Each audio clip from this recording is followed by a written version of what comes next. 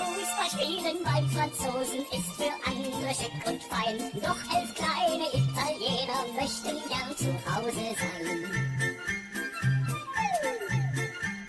11 kleine Italiener albträumen von Mario, dem Schweini und dem Kimmich und Neuer, ja sowieso. 11 kleine Italiener, die fahren bald heim, denn mit durchschnittlich 1,50 sind sie leider viel zu klein. Und die kleinen Italiener möchten gern bei Mama sein.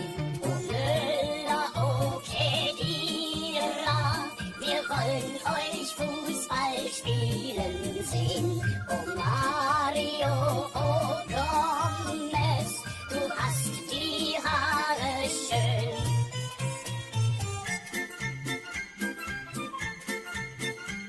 Elf kleine Italiener im Viertel wie Napoli, die essen ganz viel Pizza und treffen das Tor doch nie. 11 kleine Italiener, die sehen es